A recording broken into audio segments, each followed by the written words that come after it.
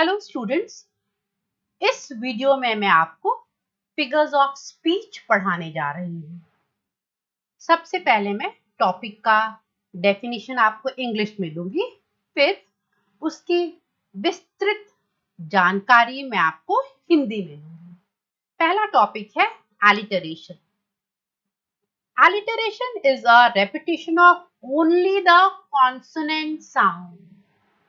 आप देख सकते हैं यहाँ पे मैंने कॉन्सोनेंट को बोल्ड किया है, अर्थात जहां भी कॉन्सोनेंट साउंड रिपीट होते हैं एलिटरेशन वहीं पर आप ढूंढ सकते हैं।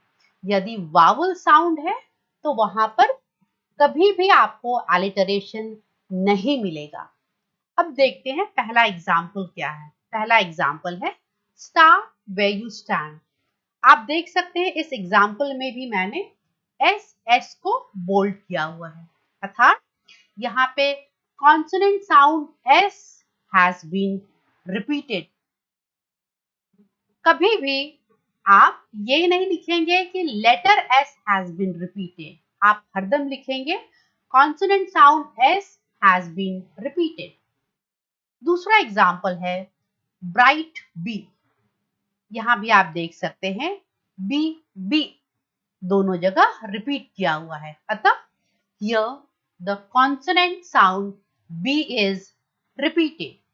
अब चलिए हम तीसरा एग्जाम्पल देखते हैं जो कि बहुत ही इंपॉर्टेंट है।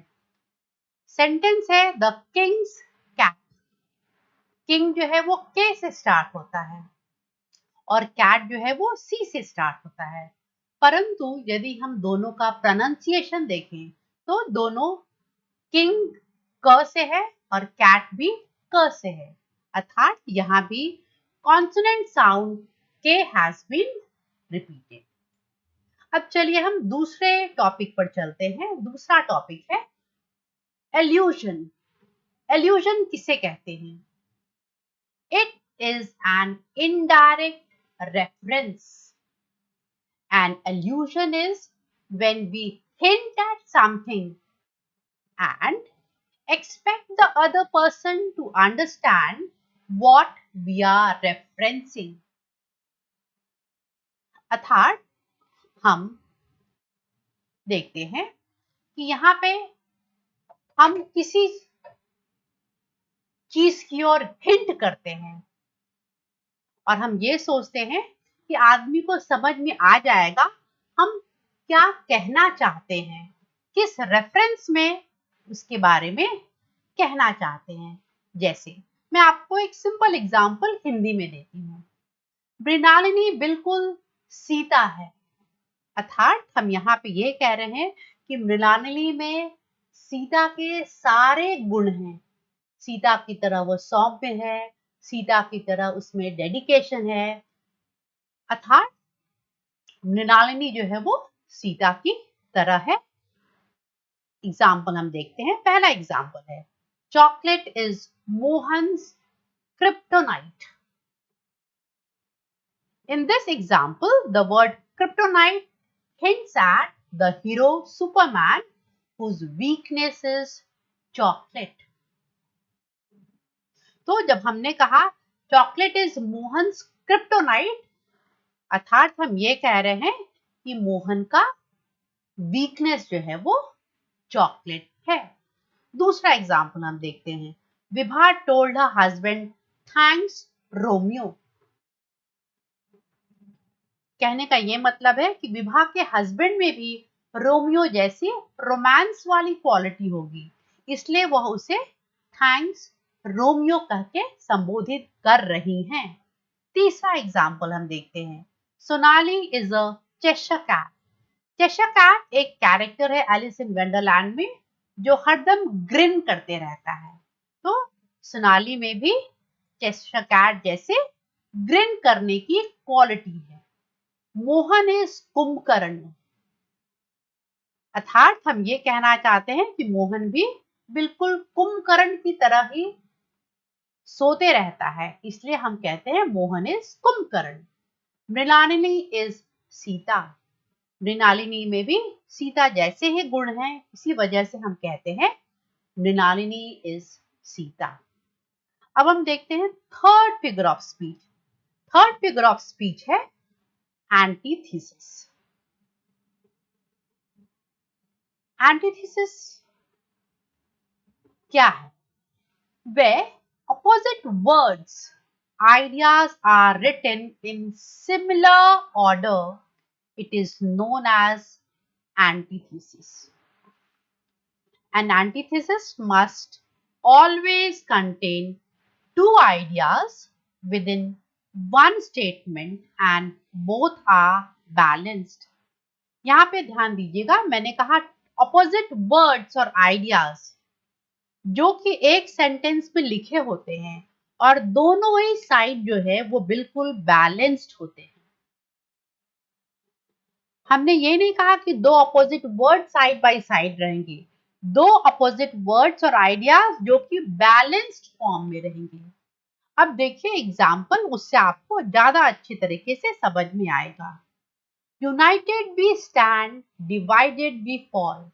यूनाइटेड वी स्टैंड के बाद एक कॉमा है, फिर डिवाइडेड वी फॉल है।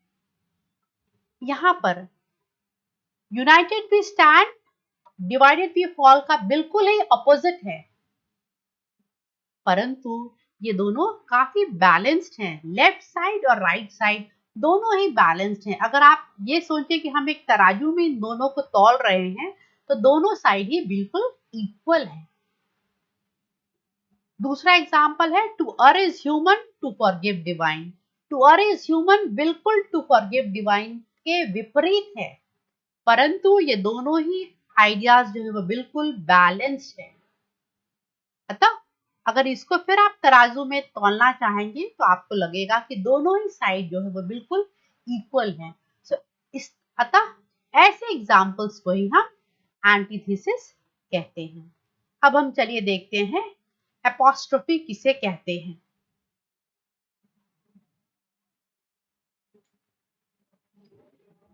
When an absent person or an inanimate object, inanimate object का मतलब है जो चीज अलाइव नहीं है, like a star, stone, is addressed as though it is present. Mostly it is introduced by an exclamation. जो भी चीज एब्सेंट हो या जो भी चीज जिंदा नहीं हो, अगर हम उन चीजों को रेफर करते हैं साथ में साइन ऑफ एक्सक्लेमेशन भी रहता है, उसे ही एपोस्ट्रोफी कहते हैं। पहला एग्जाम्पल है गुड बाय विंटर।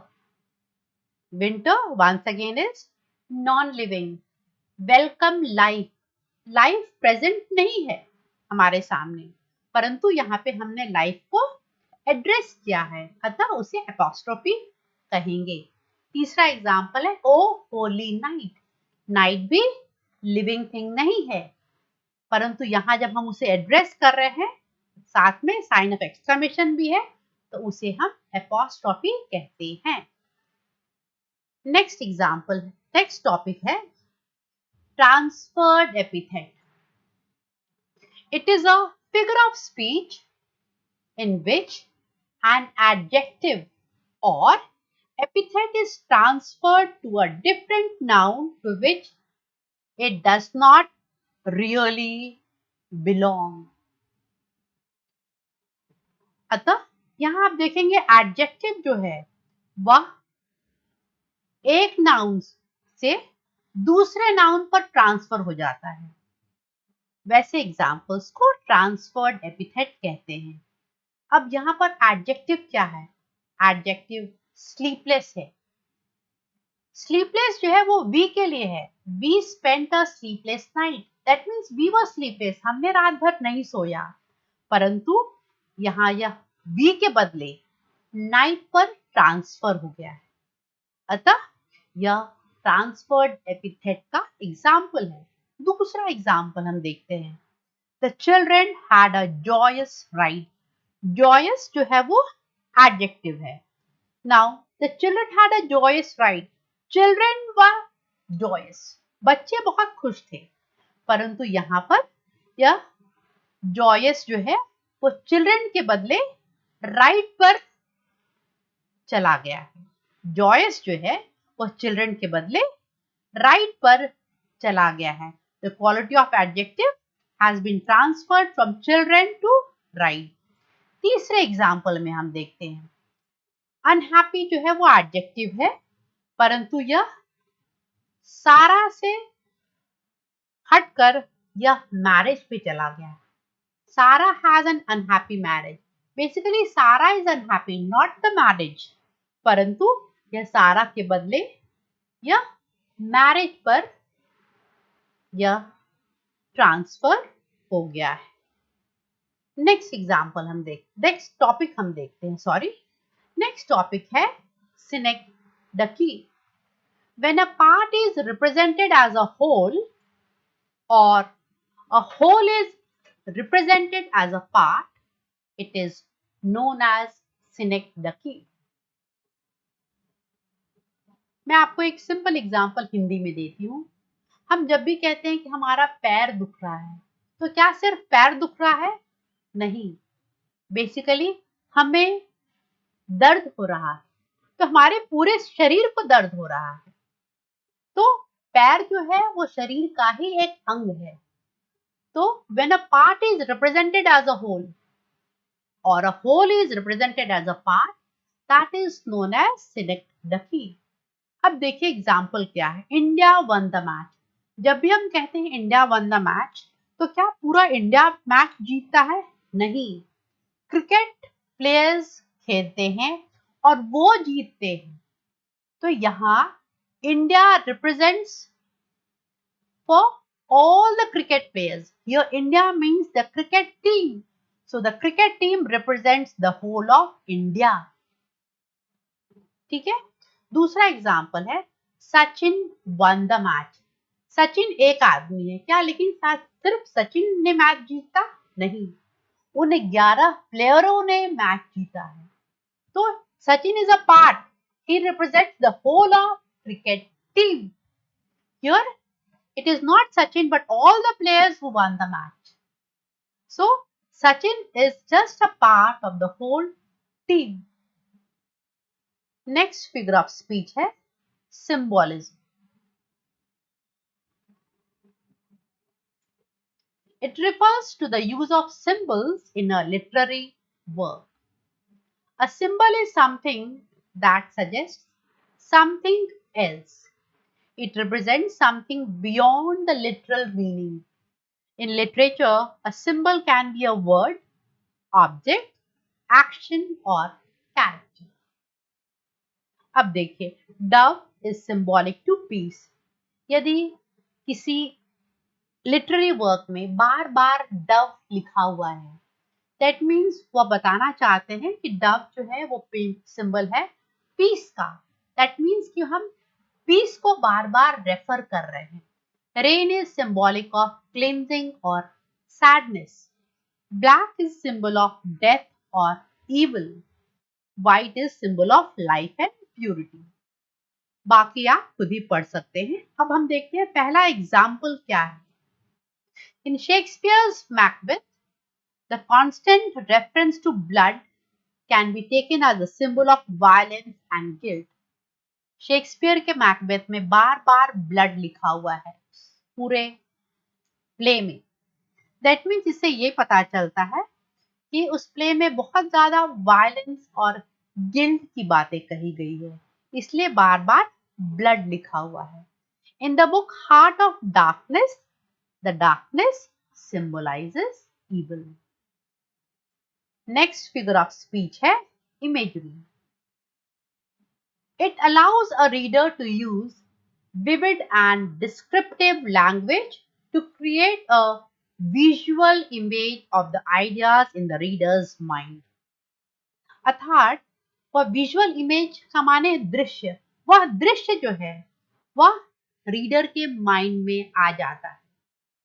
अगर हम कोई सेंटेंस बोलते हैं और उसमें जो भी लिखा हुआ है, यदि वो दृश्य आपकी आंखों के सामने आ जाता है, तो उसे ही हम इमेजरी कहते हैं। पहला एग्जाम्पल है, The night was black as ever, but bright stars lit up the sky. In this example, the experience of the night sky is described in depth with color. अर्थात black as ever, but bright stars, इससे एक आपको image जो है, इसका दृश्य जो है वो आपके आंखों के सामने आ जाता है। तो यह एग्जाम्पल हुआ इमेजरी का। अब आपको कुछ एग्जाम्पल्स में कलर इमेजरी का और दे रही हूँ।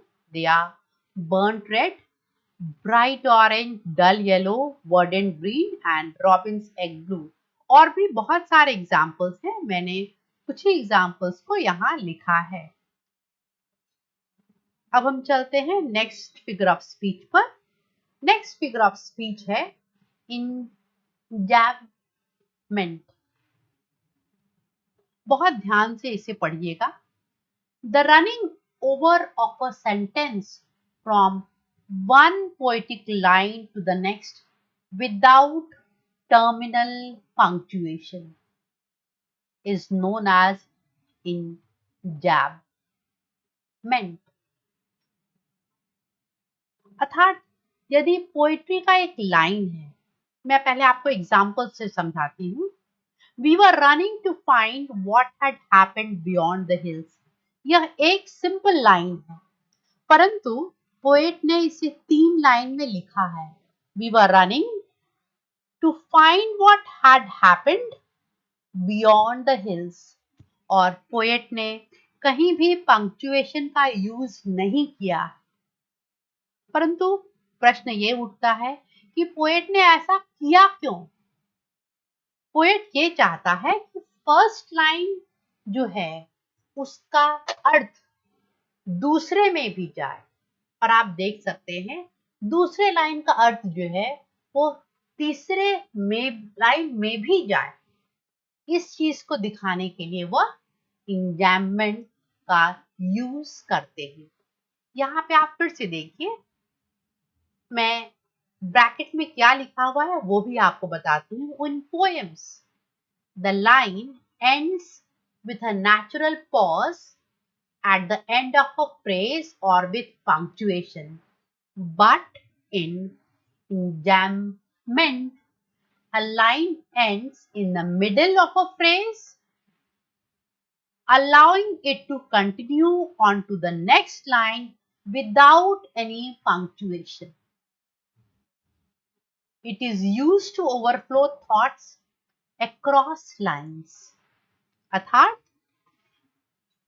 वही चीज को मैंने यहाँ पे दर्शाया है, पंक्चुएशन मार्क नहीं है, और पोएट ने ऐसा इसलिए किया है क्योंकि वो चाहते हैं कि पहले लाइन का मीनिंग वहीं खत्म नहीं हो जाए, उसका रेफरेंस सेकंड लाइन में भी हो, और सेकंड लाइन भी वहीं पर खत्म नहीं हो जाए, परंतु वह जो है उसका मीनिंग जो है वो थर्ड लाइन में भी कंटिन्यूड रहे। It is written as a sentence, we were running to find what has happened beyond the hills. It is clear that this phrase has no punctuation until the end. In the poem, each line is enjambed until the period at the end of the third line. Second example भी आप खुद से पढ़ सकते हैं। The sun hovered above the horizon, suspended between night and day. This example is similar. The first and second lines are enjambed, whereas the third line is end stop.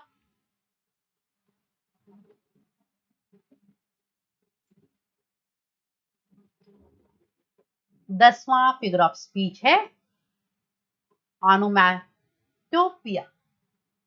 इसका pronunciation मैं फिर से आपको बता रही हूँ। प्रोनाउंसिएशन है इसका ऑनोमैटोपिया, ऑनोमैटोपिया। It refers to words whose pronunciation imitate the sounds they describe. A dog's bark sounds like woof. So, woof is an example of onomatopoeia. बहुत सारे शब्द ऐसे हैं जब उनका हम प्रोनाउंसिएशन करते हैं तो वही प्रोनाउंसिएशन जो है वह वर्ड्स में डिस्क्राइब हो जाता है। अर्थात यदि बार्क है तो बार्क जो है डॉग का साउंड भी है, द डॉग्स बार्क, तो यहाँ पर bark जो है, bark is the sound, but sound itself is a word. That means where the sound itself is a word. Simple शब्दों में हम कह सकते हैं where the sound itself is the word, that is known as onomatopoeia, like cats mew, hiss, purr, frogs crow. ये सब onomatopoeia के example हैं. नेक्स्ट फिगर ऑफ स्पीच है personification. When lifeless things are given human qualities, lifeless means जो भी चीज जीवित नहीं है, जब हम उन्हें human qualities दे देते हैं तो that is known as personification.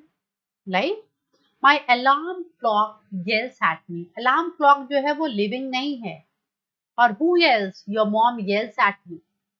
Okay, so the alarm clock has been given the quality of yelling. So it is an example of personification.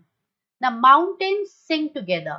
Mountains जो हैं वो फिर से आप देख सकते हैं वो living नहीं है, उन्हें sing करने की quality दी गई है. क्या mountains गा सकते हैं? नहीं, परंतु जब poet लिखते हैं ऐसा the mountains sing, तो वो personification का example हो गया. Stars are dancing in the sky.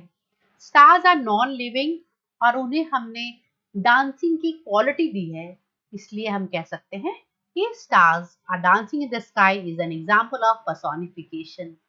Next figure of speech है simile.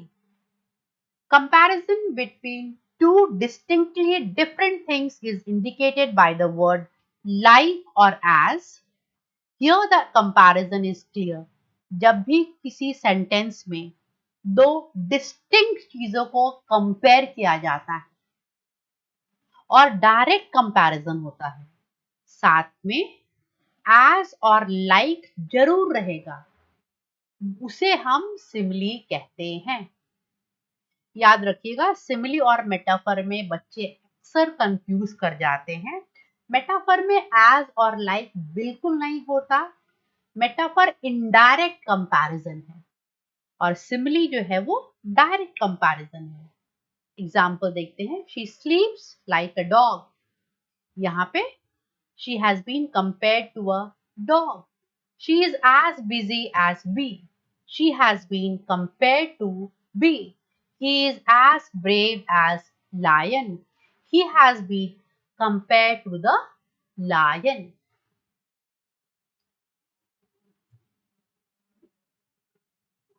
Next figure of speech है metaphor. It is an indirect comparison between two unlike things.